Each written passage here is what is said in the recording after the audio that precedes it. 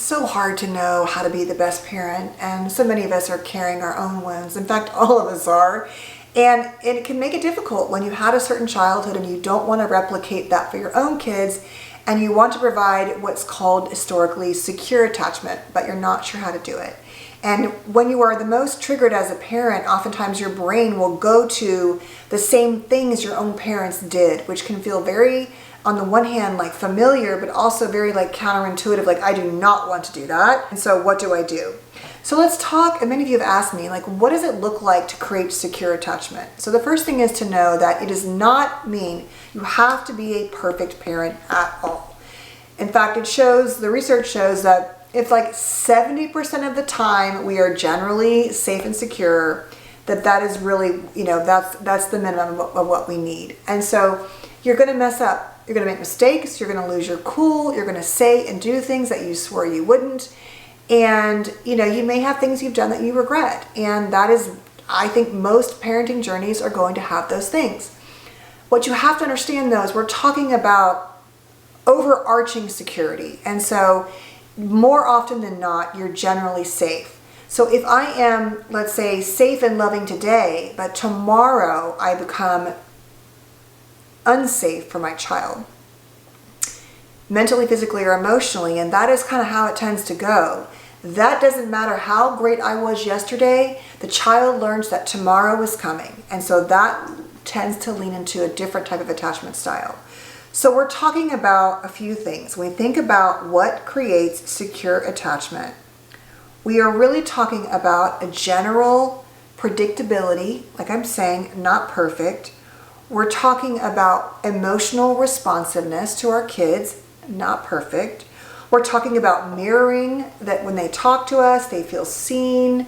I think many people have talked about a spark lighting up in our eyes when we see them, not every moment, not every day, but that there's something that happens where they feel special and loved and seen by us. And even when we're having a hard day or worst mood, we're not necessarily going to be the parent we want to be.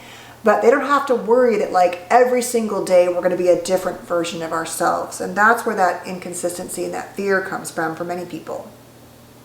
So oftentimes the child's not worried about us leaving them, right? We're not going to abandon them. We're not emotionally chaotic and unsafe. And when problems occur, we know how to kind of lean into them. We can generally have conversations about emotions and feelings. We can validate our child. We don't make our child's feelings about us. It's like, I didn't mean to do that. It's like, well, that's true, but like, let's honor what our kids are feeling. We make repairs and own our behavior. So we could say, hey, yesterday I didn't really like the choices that you made, but it wasn't okay that mommy raised her voice and lost her cool like that. It's like, I'm sorry I did that, and I will work on that. And let's talk about some choices you can make differently, for example, with regard to throwing that truck at your brother or whatever. And so you know how to validate, you know how to communicate, generally, not perfectly once again. And at the heart, we're talking about this kind of philosophy that teaches our children that our kids are not a burden. That does not mean that parenting doesn't feel like a burden a lot of times, because it's really, I think, the hardest job on the planet from my experience. But we have this idea that we can create closeness together, that the closer we get, the more closeness gets created. We can naturally express ourselves to our kids and they can express themselves to us. That love is not conditional or controlling or critical at all times. That we are reliable and consistent generally. And that we're not afraid of, commitments to our kids, to making compromises. Like, this is what we're really talking about, is that you have a general emotional and mental cognitive flexibility about how you approach your child. So you're not so rigid that I'm up here and you're down there. I think it's really important to understand, and I mean, this has been emerging in the last, even as my kids have gotten older, that we see kids as having this like different experience than adults. And they are different, but the behaviors and patterns of parenting practices that we've justified, that we, things we do and say to kids we would never even legally be able to do and say to adults, I think is a real problem. And I think it is the heart of why so much now is being spoken of with regard to childhood trauma and neglect. That for so many of us, the parents just decided we were like little adults that could take care of ourselves at 5 or 10 or whatever.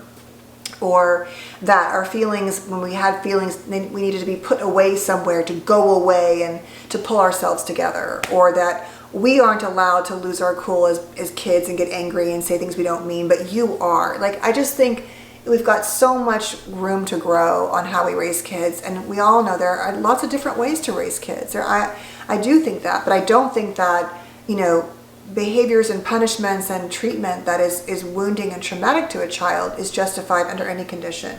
And I don't think any of us has the secret to perfect parenting. And even if you try with all of your heart, you're going to have things in life like, the world, bullies, marriages, divorces, financial issues, health issues, like all of these things, even when you try so hard, are going to impact your parenting and therefore your kids. And so it's important to honor that. There's a good chance your kids are going to need therapy, even if you are a great parent. That's just the reality, that you're just a human being, right? So a lot of it is, I think, looking at emotional and cognitive flexibility and seeing your children as whole, valuable human beings, not little people who need to be, punished into performing in a way that you feel is acceptable. There's nothing more humbling than being a parent and realizing that just because you thought you were going to do it differently and better, and you may actually have done so, it doesn't guarantee that your children won't have their own trauma, their own pain, their own loss, because they're also on their own journey.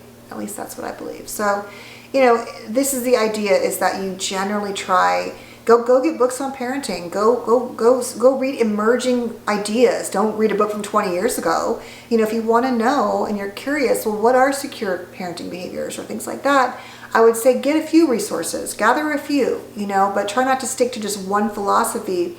See if you can find something that kind of gives you a chance to be who you are as a parent, but also aligns with your beliefs about how you want to be a loving and safe parent, because that is the core, being loving and safe to your child, no matter what happens. So that's it for attachment. Remember that these are the kids who are more likely, when we talk about security, more likely to explore. That's the big irony, that the safer and more secure we are, the more likely our kids are to go out and explore the world, knowing that they can always come back to the safety of our little nests and our homes.